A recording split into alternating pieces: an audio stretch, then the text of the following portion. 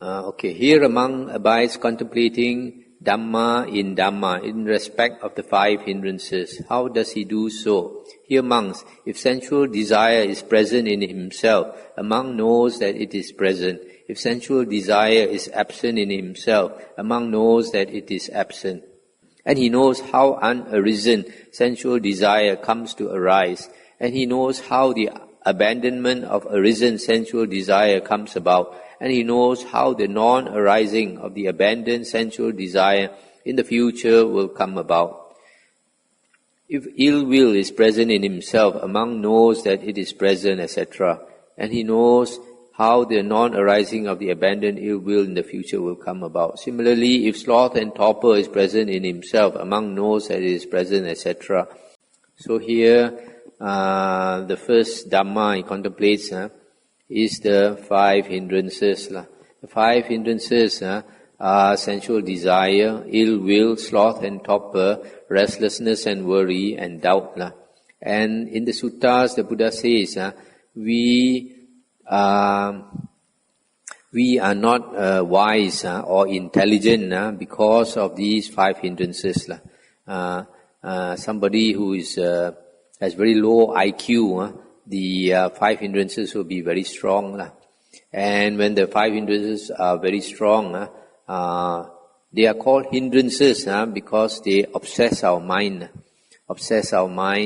and they hinder us. That's why they are called hindrances. But if these 5 things are at a very low level, then and they don't hinder you, they don't obsess your mind, then they are not called hindrances. They are only called hindrances when they are strong and obsess your mind and hinder you. Again, monks, a monk abides contemplating Dhamma in respect of the 5 aggregates of attachment or grasping.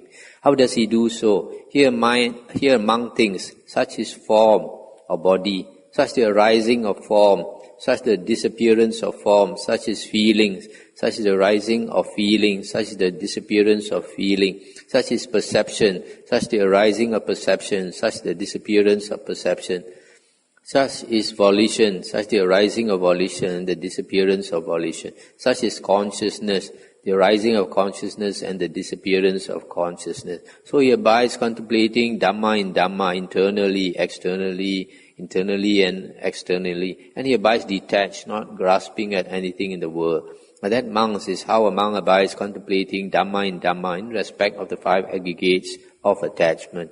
Stop here for a moment. So here we are talking about Panchu Padana Kanda, the 5 aggregates of attachment. These 5 aggregates of attachment are also called body and mind. The first one is body. The other 4 comprises mind, feeling, perception, volition, and consciousness. So we take these 5 aggregates to be I or mind. Everybody takes these 5 aggregates to be I or mind. And because we take the 5 aggregates to be I or mind, we fight for survival, we fight for I and mine, all your possessions, all your relatives, etc. So instead of seeing the 5 aggregates are just body and mind. So because we are attached to the 5 aggregates, so when that the body becomes sick, then we think we are sick. When your son dies, then you think my son dies, and you suffer a lot. But if you think that is just body, then you won't suffer so much. So the Buddha is trying to tell us that these 5 aggregates is not I, is not mine. We have no control over them. They came into the world, and then they arise and they age, and they become sick and they die. We have no control. That's why the Buddha says it's not I and mine. Again, monks, a monk abides contemplating Dhamma in respect of the 6 internal and external sense bases. How does he do so? Here a monk knows the eye objects or sight objects, and he knows whatever factor arises dependent on the two, and he knows how how an unarisen factor comes to arise, and he knows how the abandonment of an arisen factor comes about, and he knows how the non-arising of the abandoned factor in the future will come about. He knows the ear and knows sound, etc. He knows nose and smells, etc. He knows tongue and taste, etc. He knows body and tangibles, etc. He knows mind and mind objects, etc. So he knows how an unarisen factor comes to arise, and he knows how the abandonment of an arisen factor comes about, and he knows how the non-arising of the abandoned factor in the future will come about. So he abides contemplating Dhamma in Dhamma internally, etc. And he abides detached, not grasping at anything in the world. And that, monks, is how a monk abides contemplating Dhamma in Dhamma in respect of the 6 internal and external sense bases. If you analyze these 6 sense bases, eye, ear, nose, tongue, body and mind, it's also basically body and mind, because the eye, ear, nose, tongue, body is the body part, and then the mind is the mind part. So it's a little similar to the 5 aggregates. Again, monks, a monk abides contemplating Dhamma in respect of the 7 factors of enlightenment. That's the Bojjhangas. How does he do so? Here, monks, if the enlightenment factor of mindfulness is present in himself, a monk knows that it is present. If the enlightenment factor of mindfulness is absent in himself, he knows that it is absent. This word mindfulness is not the sampajanya, This word is sati. This refers to sati. And sati, a better translation, is recollection. That means you are mindful of a specific object, not general mindfulness. It's a specific mindfulness, sati. And he knows how the unarisen enlightenment factor of mindfulness comes to arise. And he knows how the complete development of the enlightenment factor of mindfulness comes about.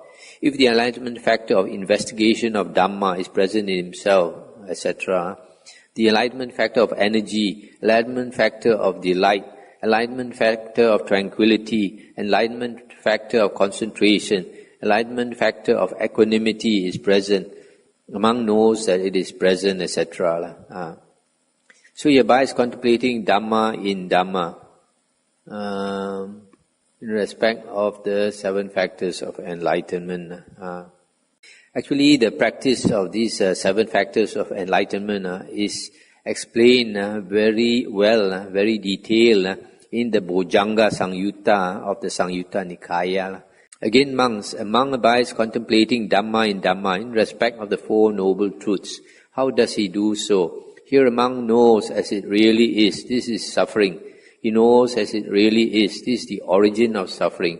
He knows as it really is, this is the cessation of suffering. He knows as it really is, this is the way of practice leading to the cessation of suffering. And what, monks, is the noble truth of suffering? Birth is suffering, aging is suffering, dying is suffering, sorrow, lamentation, pain, grief and despair are suffering.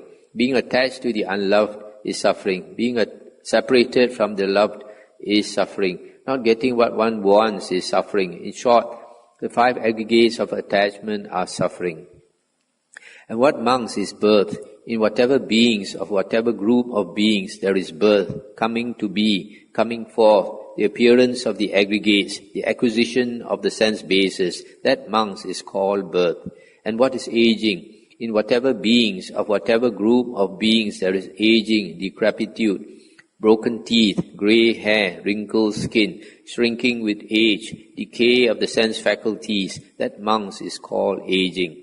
And what is dying? In whatever beings, of whatever group of beings, there is a passing away, a removal, a cutting off, a disappearance, a death, a dying, an ending, a cutting off of the aggregates, a discarding of the body. That, monks, is called death or dying. And what is sorrow? Whenever by any kind of misfortune anyone is affected by something of a painful nature, sorrow, mourning, distress, inward grief, inward woe, that, monks, is called sorrow. And what is lamentation? Whenever by any kind of misfortune, anyone is affected by something of a painful nature, and there is crying out, lamenting, making much noise for grief, making great lamentation, that monks is called lamentation. And what is pain? Whatever bodily painful feeling, bodily unpleasant feeling, painful or unpleasant feeling results from bodily contact, that monks is called pain. And what is sadness? Whatever mental painful feeling, mental unpleasant feeling, painful or unpleasant sensation resulting from mental contact, that monks is called sadness. And what is distress? Whenever by any kind of misfortune, anyone is affected by something of a painful nature, distress, great distress, affliction with distress, with great distress, that monks is called distress. And what monks is being attached to the unloved.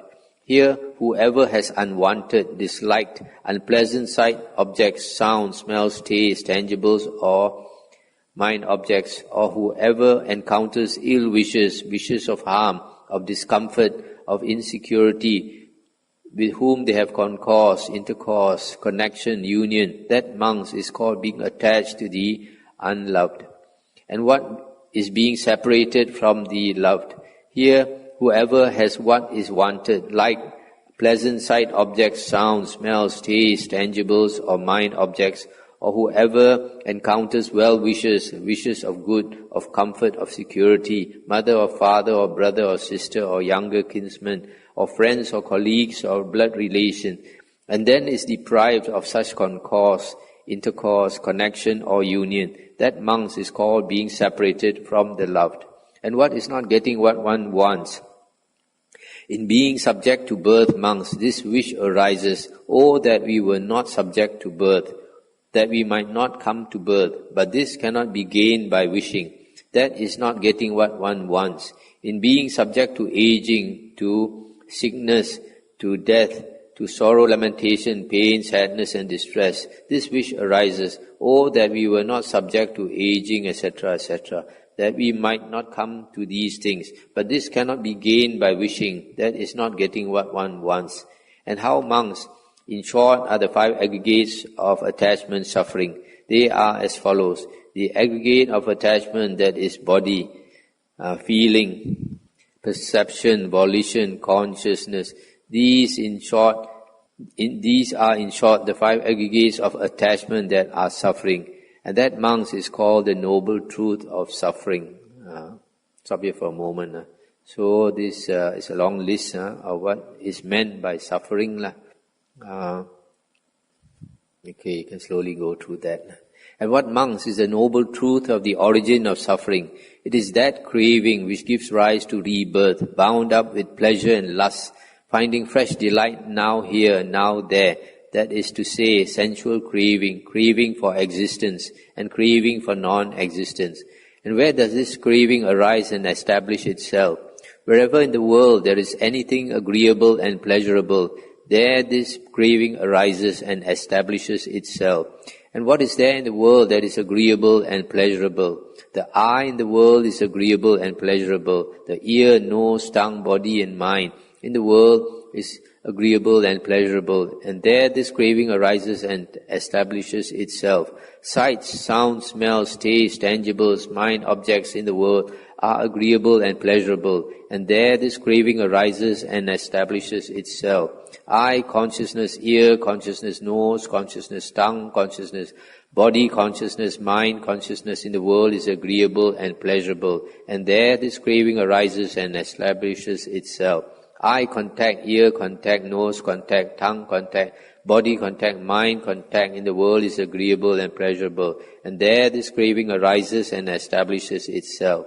Feeling born of eye contact, ear contact, nose contact, tongue contact, body contact, mind contact in the world is agreeable and pleasurable. And there this craving arises and establishes itself.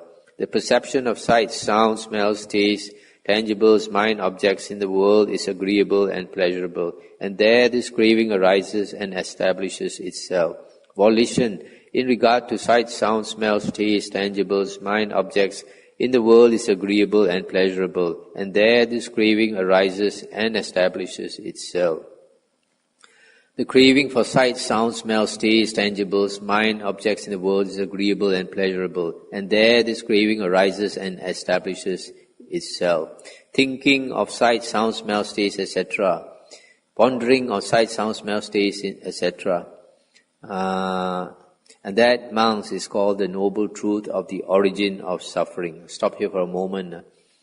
So this origin of suffering is the craving, and craving arises because there is something agreeable and pleasurable. In other words, something that gives us pleasant feeling, we crave for it. Because it gives us pleasant feeling, we want it again and again. So craving and attachment arises. But if you delight in something, after a while, you sian already, you get tired of it. And what, monks, is the noble truth of the cessation of suffering? It is a complete fading away and extinction of this craving, is forsaking and abandonment, liberation from it, detachment from it. And how does this craving come to be abandoned? And how does its cessation come about? Wherever in the world there is anything agreeable and pleasurable, there its cessation comes about. And what is there in the world that is agreeable and pleasurable? The eye in the world is agreeable and pleasurable. The ear, nose, tongue, body, mind. Eye consciousness, ear consciousness, nose consciousness, etc. Sight, sound, smell, taste, tangibles, mind, objects. Eye contact, ear contact, nose contact, etc. Volition in regard to sight, sound, smells, etc. Thinking of sight, sound, smells, etc. Pondering on sight, sound, smells, etc. And there this craving comes to an end. There cessation comes about. That, monks, is called the noble truth of the cessation of suffering. Stop here for a moment. So the cessation of suffering is to cut off the craving, forsaking and abandonment of that craving. So wherever the craving arises in the world from sight, sound, smell, taste, etc., or other things, we have to make it extinct, forsake it, abandon it, detach from it. That is how cessation of suffering comes about.